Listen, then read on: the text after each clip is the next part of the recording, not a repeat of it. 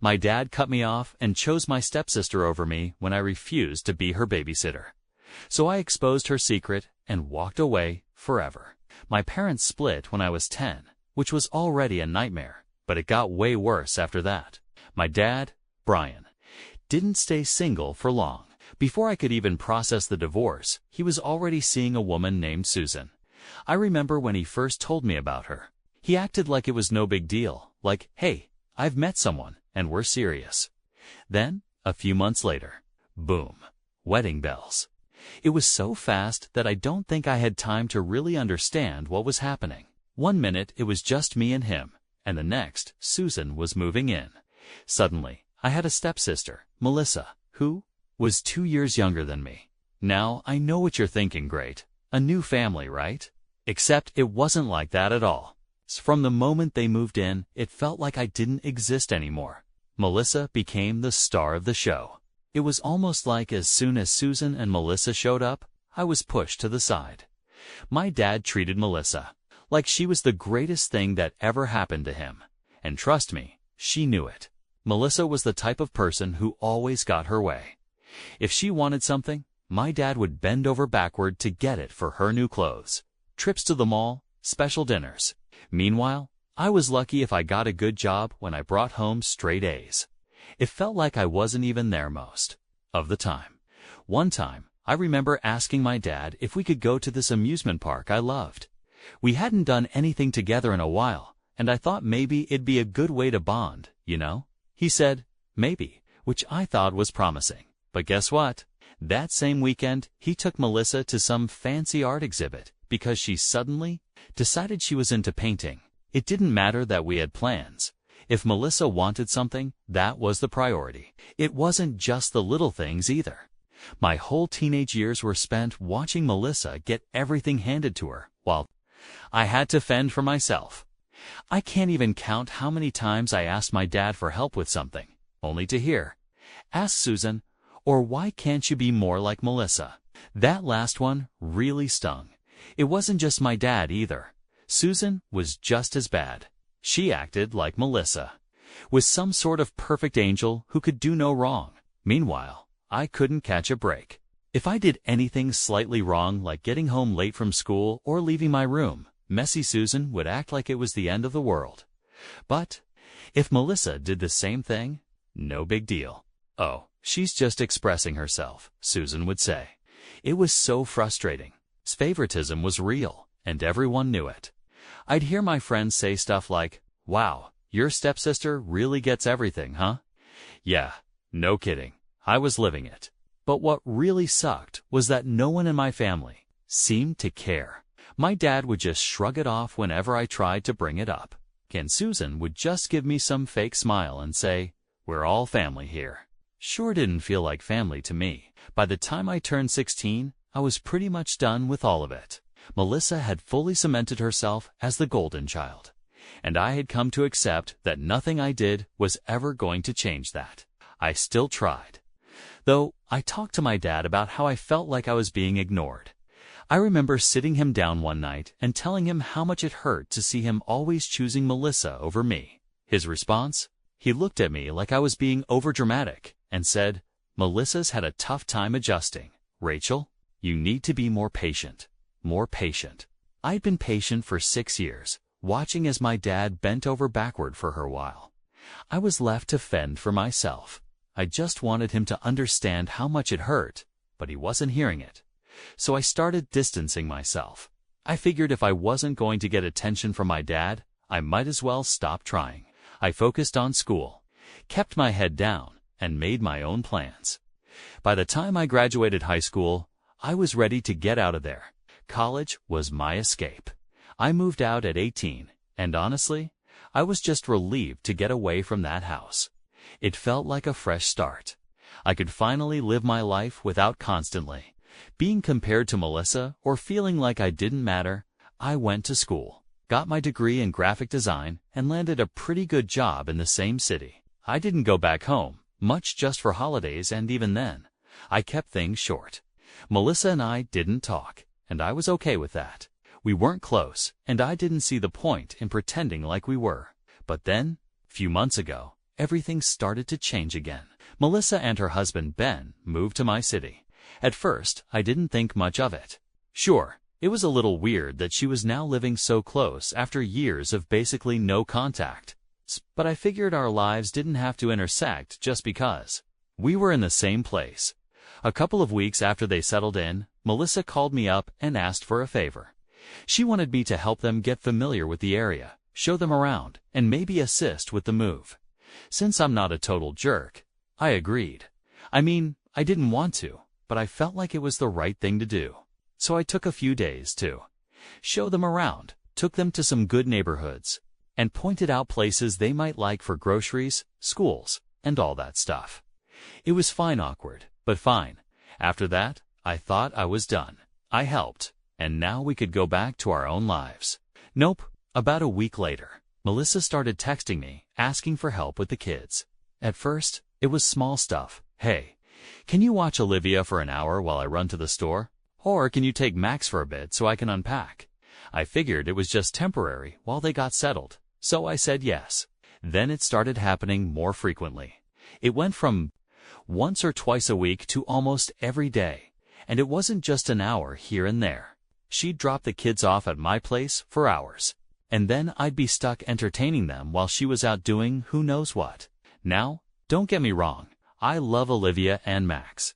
They're sweet kids, but I'm not exactly a kid person, and, honestly, I'm not that great with kids. I never wanted to be someone's personal babysitter, you know? I have my own life. I work from home as a graphic designer, so I'm busy during the day, and by the time I'm done, I just want to relax. Instead of getting that time to myself, I was suddenly babysitting her kids almost every night. The worst part? She didn't even ask nicely. After a while, it went from, hey, can you help out, to just dropping the kids off at my door and leaving. Sometimes she wouldn't even tell me when she'd be back. I'd just be sitting there with two kids trying to figure out how to keep them entertained and waiting for her to show up. It was so frustrating. At first, I tried to give her the benefit of the doubt. Maybe she was overwhelmed moving too. A new city with two young kids isn't easy. But then I realized she was just taking advantage of me. If it was a real emergency, okay, I get it. But most of the time, it wasn't. She'd say she had errands to run, but I knew she was just meeting up with friends or doing things she could easily do with the kids. One day, I straight up told her, Melissa, you need to hire a babysitter. I can't keep doing this. She just brushed me off like it wasn't a big deal. It's just for a little while, she'd say. Or I don't trust anyone else with the kids yet. It was always something, a tease. And of course, she'd hit me with a We're Family card, as if that automatically made it okay for her to dump her kids on me whenever she felt like it. I was starting to get really pissed off, but I didn't want to start a huge fight. I kept thinking, okay, just write it out. Maybe she'll back off. Spoiler, she didn't, single quotes.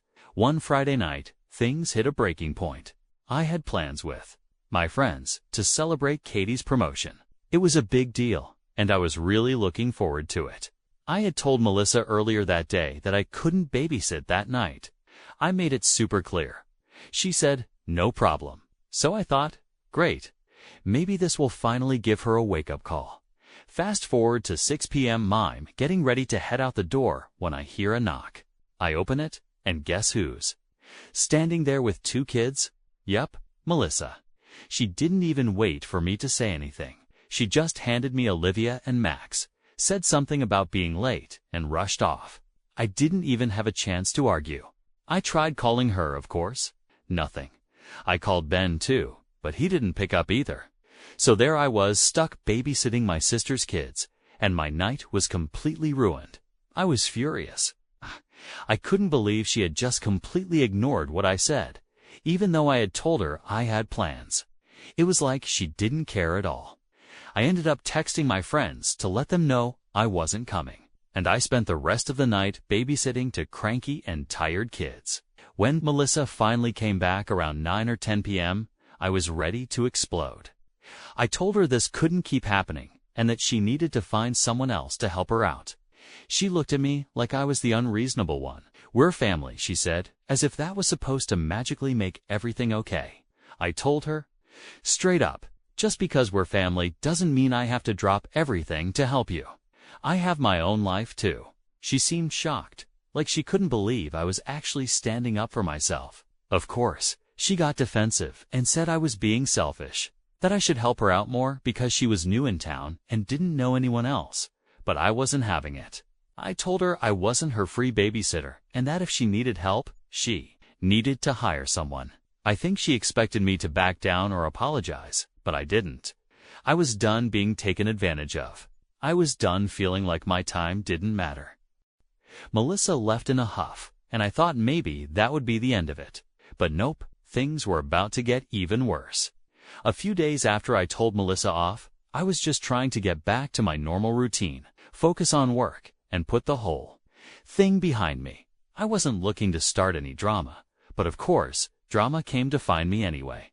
It was a Thursday afternoon when Melissa called. She didn't even start with a hello. Instead, she jumped straight in with, "I can't believe how selfish you're being," just like that. I didn't even get a chance to say anything before she started going off about how she needed me to help with the kids and how she was going through a rough time. I took a deep breath and told her, "Melissa, I already told you I can't babysit all the time. I have my own stuff to deal with." And I thought that would be a end of conversation, right? Wrong. She started going on and on about how I should care more because we're family and how it's not fair for her to juggle everything on her own. At this point, I was thinking, is she even hearing me? I tried once again to explain that I can't drop everything just because she needs someone to watch the kids. I told her it's not my responsibility and she needs to figure out her own childcare situation. You'd think she'd get it by now, but nope. Instead, she flipped out and started crying, saying I was abandoning her when she needed help the most. It was like talking to a brick wall. The worst part? After she hung up, I thought that was the end of it. But then my dad called. Now, let me tell you something about my dad. He's always been kinda blind when it comes to Melissa. It's like she can do no wrong in his eyes, and I've always had to deal with being second best. But this phone call, this one took the cake. It's my phone. Rings, and I see it's my dad. I figure he's calling to check in or something, maybe calm the situation down. But as soon as I pick up, I can tell from his tone that something's off. "Rachel," he says, "we need to talk about what's been going on with Melissa." I roll my eyes, already knowing where this is going. "Okay, what's up?" I say, trying to keep my cool. He immediately jumps in, saying how upset Melissa is and how she's been struggling with the move and the kids, and that I should be more understanding. He's talking like Melissa's some kind of saint who's just overwhelmed, and I'm the bad guy for not stepping up. I try to cut in, but he keeps going, saying how disappointed he is in me for not helping out more. I finally get a word in and tell him, "Dad, I have my own life. I can't just drop everything to babysit whenever Melissa wants me to." But he's not having it. He starts saying stuff like, "That's what family's for, and you need to be there for your sister." That's when I snapped. I told him Melissa's not my responsibility. She's an adult, and if she can't handle her own kids, she needs to figure that out without dragging me into it. I said it calmly, but inside, I was boiling.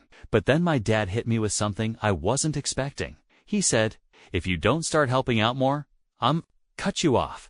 When I heard those words, I was taken aback. It's not like my dad has been paying my bills or anything. I've been self-sufficient since I left for college. However, we always had this unspoken understanding that he would help me out if I ever needed it. He paid for my car insurance and chipped in for my rent when I was struggling after graduation. Just that kind of stuff. So when he said he would cut me off, I knew he meant it completely. No more help. No more financial support. Nothing. At first, I was in shock. I couldn't believe he was threatening me like that just because I wouldn't babysit for Melissa. Seriously, is that where we are now? I asked. Are you really cutting me off over babysitting? He didn't hesitate to respond, saying, "If you're not going to help your family, then yes." That's when I lost it. I snapped back, "You know what? Fine. Cut me off. I don't need your money. This is how you're going to treat me?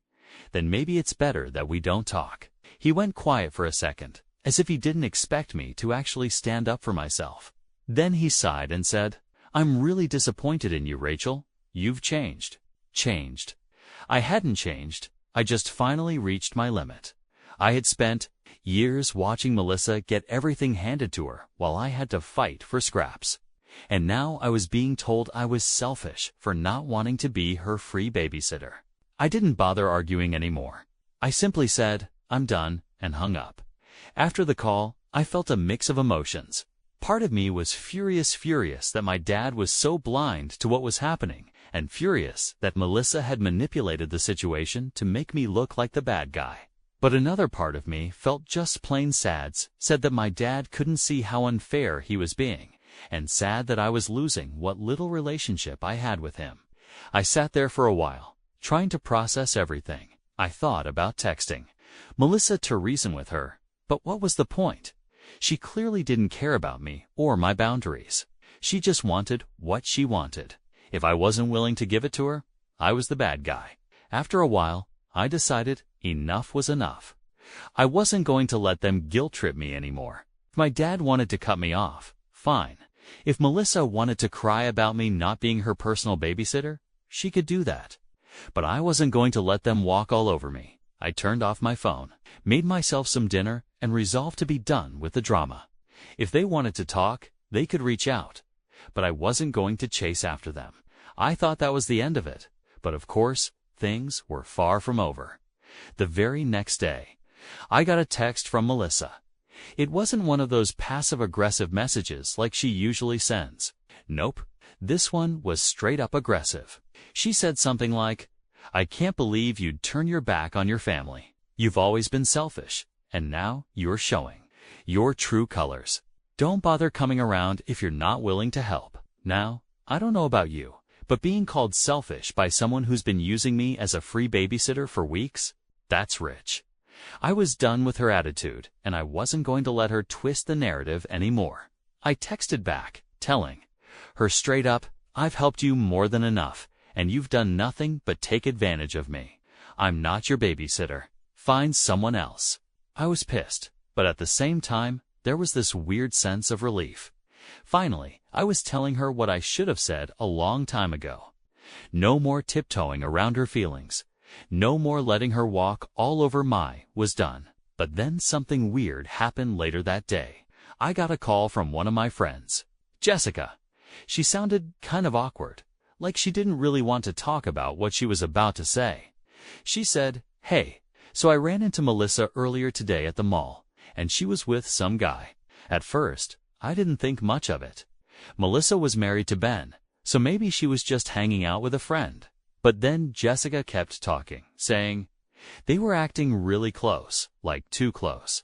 They were holding hands, and she was pretty sure they kissed. I froze. What? Melissa, the same Melissa who had been making me feel like crap for not helping with her kids, was out at the mall with some dude behind Ben's back. I couldn't believe it. Part of me didn't want to believe it, but Jessica wasn't the type to lie or exaggerate. She was just as shocked as I was. I thanked her for the information, but as soon as Jessica hung up, everything felt different. My mind was suddenly racing with what she'd just told me. I started replaying everything in my head, the sudden need for me to babysit all the time, the random errands she always had to run. It all started to click. She wasn't overwhelmed or struggling with being a mom. She was using me to watch her kids so she could sneak around with this guy. The more I thought about it, the angrier I got. Here I was, feeling guilty for not helping. Her thinking maybe I was in the wrong. And the whole time she was just using me to cheat on her husband. Oh, I couldn't let this go. Ben was a good guy, and he didn't deserve to be treated like that. I wasn't about to sit back and let her get away with it. So, I made a decision. I was going to expose her. The next time Melissa called, asking me to babysit, I agreed. I wanted to catch her in the act, and this seemed like the perfect opportunity. She dropped off Olivia and Max like usual, and I pretended everything was fine. But instead of staying home with the kids, I packed them up in my car and took them to Jessica's place. I knew they'd be safe there for a bit. Then I drove over to the mall where Jessica had seen Melissa with the mystery guy. I parked my car and waited. I didn't have to wait long. About half an hour later, I saw her walking out of the mall arm in arm with the same guy Jessica had described. They looked way too cozy to be just friends. I snapped a few pictures from my car enough to show what was going on and left. I didn't confront her right then. I wanted to do this the right way, not create a public scene that would blow up in my face. When I got home, I sent the pictures to Ben. I didn't sugarcoat anything. I told him what I had found out and how Melissa had been using me to babysit so she could run around with this guy behind his back. It was probably one of the hardest texts I've ever had to send because I knew it would destroy him, but he deserved to know the truth. Ben didn't respond right away, and I wasn't expecting him to. I couldn't even imagine what he was going through at that moment.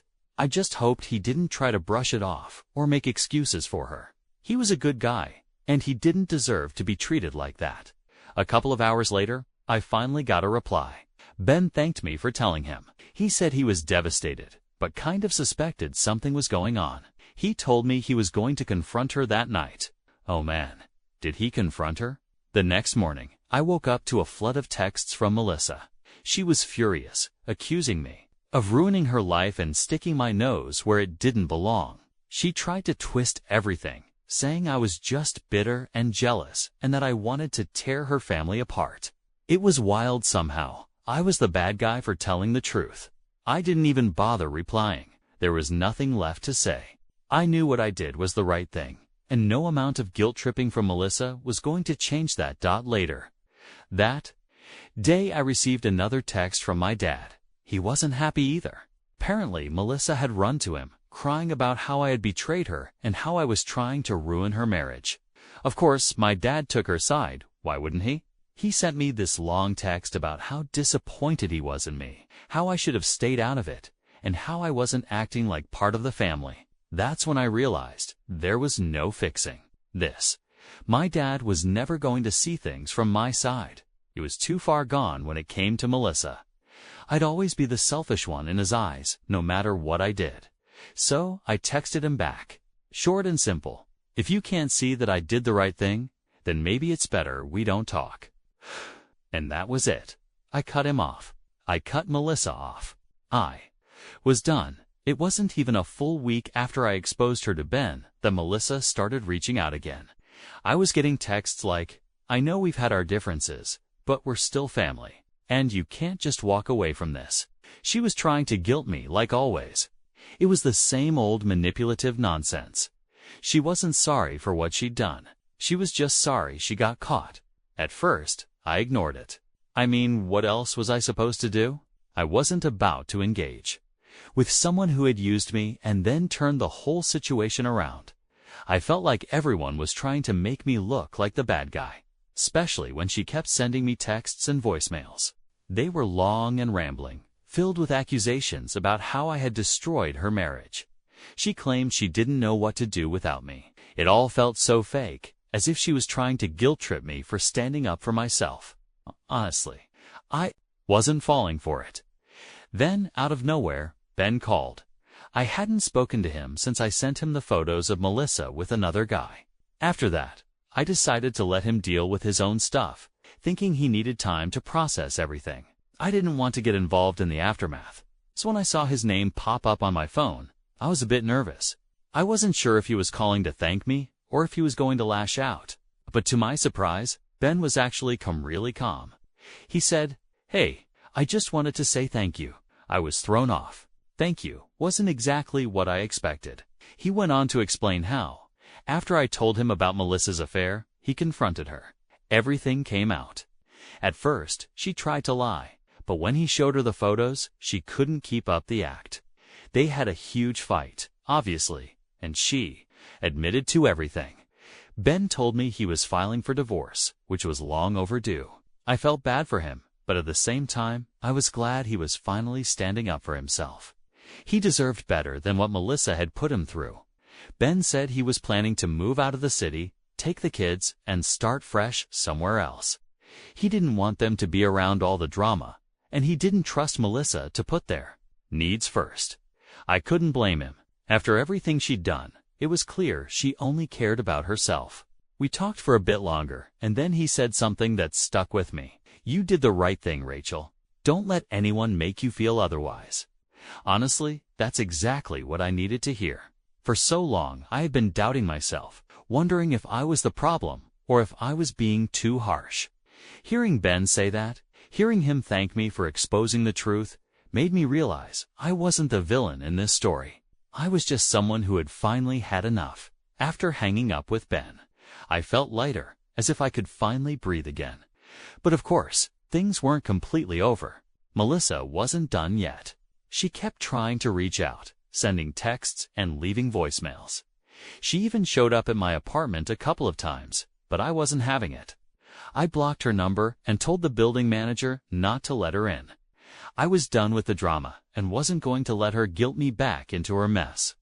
The final straw was when my dad tried to get involved again. I hadn't spoken to him since our last argument, but one night, out of the blue, he called me. I didn't answer, but he left a voicemail sounding desperate. He went on about how family is everything, and how he didn't want to lose me. He kept saying how Melissa was going through a rough time and how I should try to be more understanding. Listening to that voicemail, something just clicked. My dad wasn't ever going to change. He would always put Melissa first, no matter what. I realized that I didn't need that kind of negativity in my life anymore, so I made a decision. I called him back, and when he picked up, I kept it simple. I told him that I loved him, but I couldn't keep doing this. I couldn't keep sacrificing my own peace of mind just to keep the family together. I said if he couldn't respect my boundaries and see things from my perspective, then maybe it was better if we didn't talk for a while. He tried to argue, but I didn't let him. I told him I wasn't mad anymore. I was just tired of being the one who always had to bend and give in. I was done. After that call, I cut off contact with both my dad and Melissa. I know it sounds harsh, but it was what I had to do for my own sanity. Sometimes you just have to take a stand for your own well-being. I just had to walk away, even if it meant distancing myself from my family. It's been a few months since all of this went down, and I'm in a much better place now. I've regained my peace and my life. I'm no longer dealing with constant drama, manipulation, or guilt trips. I've started focusing on myself and my own happiness. And honestly, it feels pretty damn good. Sure, I miss my dad sometimes, but I don't miss the stress that came with him. As for Melissa, well, I haven't heard from her since, and I'm perfectly fine with that. Sometimes, you just have to choose what's best for you.